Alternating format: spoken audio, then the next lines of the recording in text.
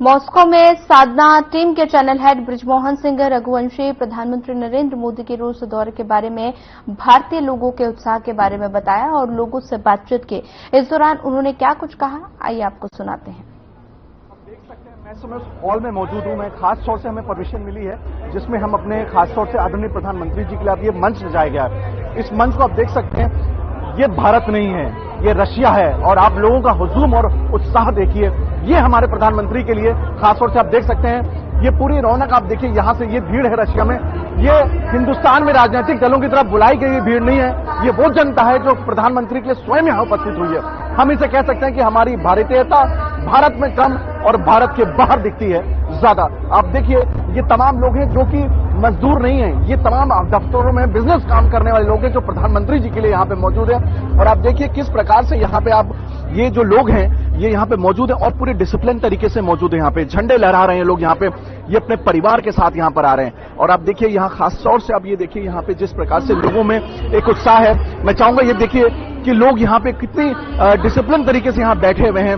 ये वो लोग नहीं है, यहां पे जनता जो है खास तौर से वो रशिया से तमाम हिस्सों से आई हुई, ये वो भारतीय जो 10-20 सालों से नहीं 30 से 40 वर्षों से यहां पे मौजूद हैं। और देखिए उत्साह देखिए, सिर्फ आप इस उत्साह को महसूस कर सकते हैं। आप यहां पे ये महसूस कर सकते हैं कि भारतीय जब किसी भी देश में रहें लेकिन उनके प्रति उनकी एक भावना रहती है। मैं चाहता हूं कि एक बार एक मंच को जरूर दिखाएं। यहां पे ये मंच देखिए, ये मंच सज चुका है प्रधानमंत्री जी के लिए। ये वो मंच है जिसपे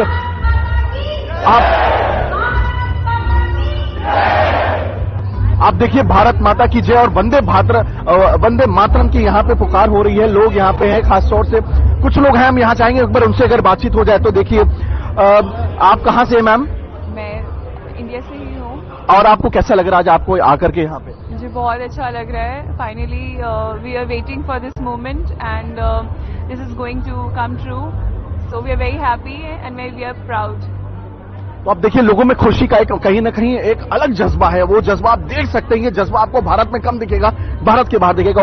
और एक ऐसे शख्स हैं जो झंडे को लहरा रहे हैं यहाँ पे खासतौर से। सर क्या नाम है? झंडा आप ऐसे लहरा रहे हैं, लग रहा 15 अगस्त और 26 जनवरी आ गई। क्या शुभ नाम है सर, कहाँ से आप? प्रमोद कुमार है, मैं यहाँ का पंजाबी सभा का प्रेसिडेंट हूँ। हम पंजाबी में इतना उत्साह है प्राइम मिनिस्टर को आने के लिए, आप सोच नहीं सकते हो।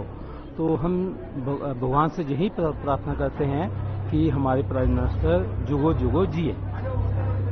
धन्यवाद सर। ये यहाँ पे तमाम लोग हैं, लोग बहुत सारे हैं और प्रधानमंत्री जी के आने की सुबगाहट हो चुकी है, इसलिए हम लोग को खासतौर से अब कहा जा रहा है कि वो हम लोग को यहाँ पे बैठना है। मैं चाहूंगा कि एक बार व्यू पूरा दिखाते हैं इस पूरे हॉल का। और आप देखिए कि जिस प्रकार से ये लोगों को हुजूम है यहाँ पे, ये बताता है कि प्रधानमंत्री जी के लिए लोगों की क्या सोच है। यहाँ पे ये लोगों का जज्बा है जो प्रधानमंत्री जी के लिए खासतौर से। मैं चाहूंगा अपने ब्यूरो हेड की थोड़ा मेरे साथ में आए।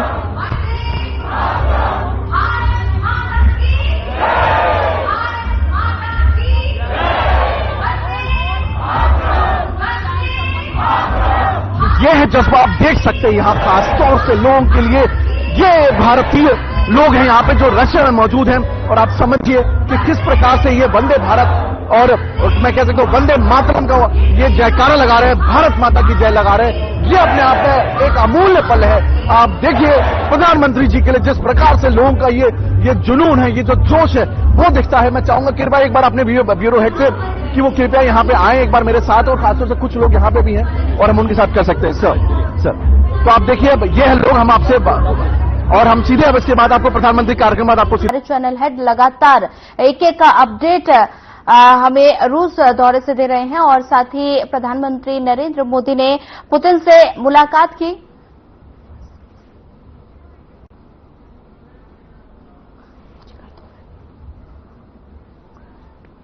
बता दें कि प्रधानमंत्री नरेंद्र मोदी का 2 दिवसीय रूस दौरा और साथ ही प्रधानमंत्री नरेंद्र मोदी ने मॉस्को में भारतीय लोगों से भी बातचीत की। और साथ ही पीएम मोदी के रूस दौरे का आज दूसरा दिन है।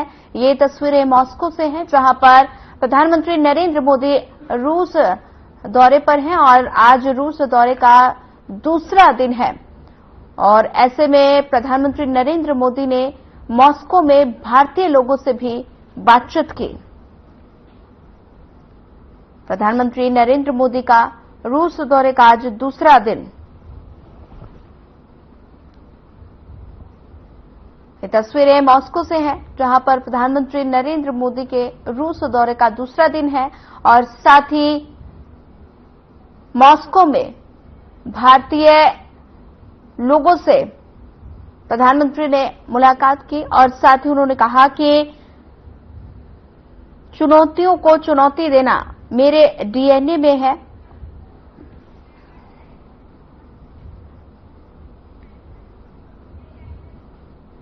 और इसी खबर पर ज्यादा जानकारी साझा करने के लिए हमारे चैनल हेड ब्रिजमोहन सिंह रघुवंशी जी हमारे साथ जुड़ गए हैं। सर, आपका हमारे साथ जुड़ने के लिए पहले तो स्वागत है। सबसे पहले सवाल मेरा यही रहेगा कि आज प्रधानमंत्री नरेंद्र मोदी के रूस दौरे का दूसरा दिन है और साथ ही पीएम मोदी ने पुतिन से मुलाकात की है। क्या कुछ इस मुलाकात में क्या कुछ खास रहा, एक बार अपडेट दे दीजिए।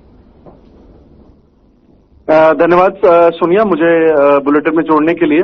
मैं बताते चलूं आपको खासतौर से 15 अगस्त 26 जनवरी हम अपने देश में देखते हैं, लेकिन आज मैं ये कह सकता हूं कि 15 अगस्त 26 जनवरी जैसा माहौल मुझे आज मॉस्को में जो होटल है, क्योंकि मैं इस होटल का नाम जो है सुरक्षा के दृष्टिकोण से नहीं ले सकता जब तक प्रधानमंत्री जी यहाँ रुके हुए हैं, और जिस हॉल में ये कार्यक्रम हो रहा था, रूस में रहने वाले तमाम भारतीय, जो ना कि सिर्फ मॉस्को, क्योंकि मैं आपको बताते चलूं कि जो रशिया है वो काफी बड़ा देश है और उसमें ना कि सिर्फ मॉस्को से लोग आए थे, पूरे रशिया से लोग आए थे और उनकी तादाद इतनी ज्यादा थी कि जो हॉल था उस हॉल में खचाखच वो हॉल भर चुका था, खड़े होने की जगह नहीं थी।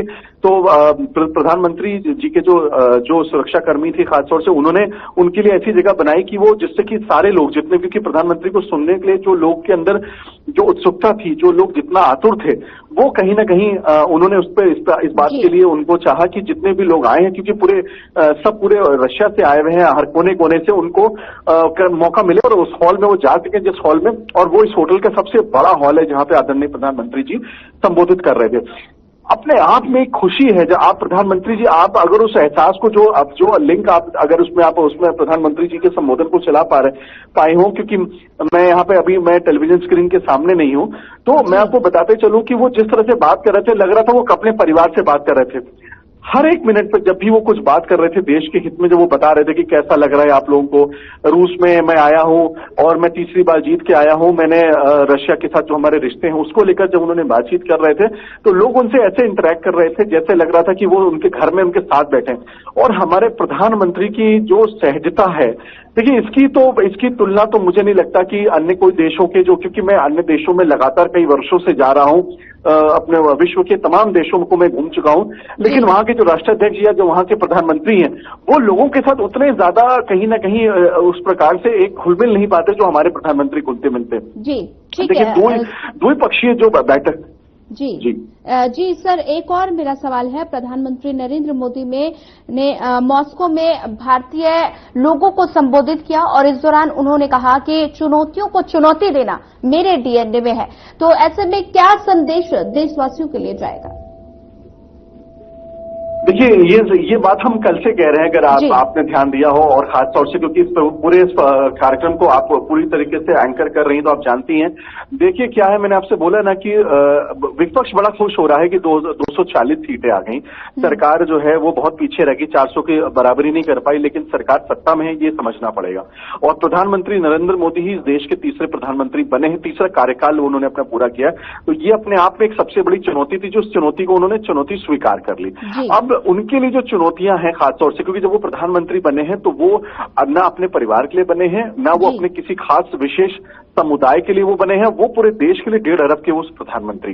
तो 1.5 अरब के लिए उनको मालूम है कि अगर हमें कुछ करना है तो उसके लिए वो चुनौतीपूर्ण तो रहेगा ही। और उसी बात को आज उन्होंने कहा कि मुझ चुनौतियों से मैं हमेशा स्वीकार करता हूं, और वो हमेशा करते। देखिए प्रधानमंत्री श्री नरेंद्र मोदी जी का जो जीवन रहा है वो बहुत ही संघर्षशील रहा है। वो 13 वर्षों तक जब मुख्यमंत्री थे तो उनको दिल्ली से जिस प्रकार से यहाँ की जो उस समय की जो दिल्ली मीडिया आप कह सकते हैं, लुटियन जोन जिनको बोला जाता था, वो मीडिया ने लगातार जिस प्रकार से उनको प्रहार किया, किया, तो उसके बाद भी उनका कोई उनके ऊपर कोई आक्षेप जो जितना भी लगाने की कोशिश की, लेकिन वो उसमें कहते हैं ना कि खरे सोने की तरह निकले, क्योंकि अगर उनमें कमी होती तो देश ने उनको 2014 में स्वीकार नहीं किया होता, फिर 2019 में स्वीकार नहीं किया होता और 2024 में भी उनको देश ने स्वीकार किया। उसका सिर्फ और सिर्फ ये कारण है कि प्रधानमंत्री नरेंद्र मोदी जी के विशाल व्यक्तित्व के बारे में, जब हम ऐसे लोग होते हैं जो कि हो सकता है कि वो पढ़ाई बहुत अच्छी करते हैं एग्जामिनेशन में, लेकिन उनके वो परसेंटेज नहीं आते हैं, लेकिन जॉब जिसको मिलती है, कहते हैं ना कि असली तो टैलेंट उसी में है जिसको जॉब मिली।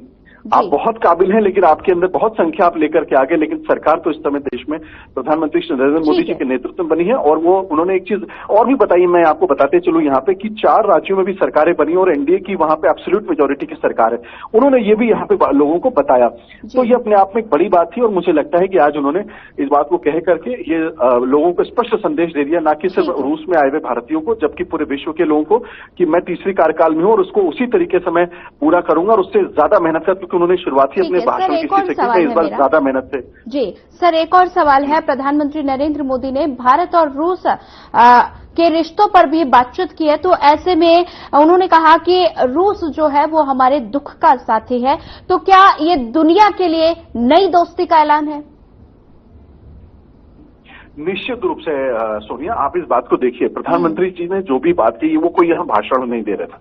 देखिए इस स्टेज के जब आदमी को, व्यक्ति को, जब वो प्रधानमंत्री तीसरी बार बने हैं और जो संघर्षशील प्रधानमंत्री, वो कोई भी ऐसी बात नहीं करेंगे जिसका मैसेज जो वो देना चाहते हो वो के बजाय कुछ और कहना चाहते हैं जिससे बाद में पलट जाए। आपको याद होगा कि जब यूक्रेन वॉर हुई थी उस समय रशिया से जब यहाँ पे हमारे जो छात्र थे जो वहां फंस गए थे, जो आपको पता है कि भारतीय छात्र बहुत ही संख्या में रशिया में हैं, तो उस समय जब यूक्रेन वॉर के दौरान आप सोचिए ये कितना बड़ा ये स्टेप है कि आपको ये पता होना चाहिए कि एक देश जो कि हम रशिया हमसे बहुत सारे मामलों में बहुत ताकतवर है और वो खास तौर से, और हमारे जिनसे रिश्ते हैं वो उनको पता है कि हमारे रिश्ते यूरोप के साथ, अमेरिका के साथ हैं, वो हमारी बात नहीं मान सकता था। लेकिन ये सिर्फ और सिर्फ हमारे प्रधानमंत्री श्री नरेंद्र मोदी जी का व्यक्तित्व और खास तौर से जो हमारे इस समय वर्तमान में जो फॉरेन मिनिस्टर हैं एस जयशंकर, उनकी टीम, और खास तौर से मैं अजीत डोभाल जी का नाम लेना नहीं कभी भूलता हूं, क्योंकि यही वो शक्तियां हैं जो प्रधानमंत्री जी के लिए सबसे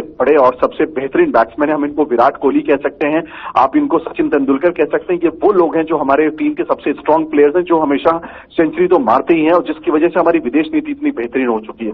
तो आज जो उन्होंने बात की उसका सिंपल उन्होंने ये कारण बताया कि जब उन्होंने एकमात्र रिक्वेस्ट उन्होंने जब पुतिन जी से की थी कि हमारे भारतीय छात्रों को वहां से लेकर सुरक्षित लेकर के आए, उस समय राष्ट्रपति पुतिन ने एक प्रयास करके युद्ध रोक दिया था और फिर उन्होंने हमारे भारतीय छात्रों को वहां से बुलवाया। आप ये सोचिए कि हम तो यहाँ सिर्फ चर्चा कर रहे हैं, आपका हमारा कोई रिश्तेदार अगर कभी फंस जाए और उसकी मृत्यु तक बात अगर आ जाए और वो वहां से जान उसकी जोखिम में निकल करके अगर उसको लेकर के आ जाए, क्योंकि जान से बढ़ के तो जीवन में कुछ नहीं है, तो वो उनको लेकर के आए। तो उन्होंने इस रिश्ते को और भी मजबूत समझा और अभी भी वो हम लोग यहाँ पे इस समय है वो वहां पे शहीदों को नमन करने गए हैं, जो रूस के जो शहीद हुए हैं अभी युद्ध के दौरान और पहले भी जो हुए थे शहीद, और अभी फिर वो वापस अभी आएंगे जिस होटल में हम लोग हैं और यहाँ पे फिर वो ब्रीफिंग हमारी को की जाएगी और फिर यहाँ से प्रधानमंत्री ऑस्ट्रिया के लिए निकलेंगे। जो सोनिया, ठीक है सर, हमारे साथ जुड़ने के लिए आपका धन्यवाद।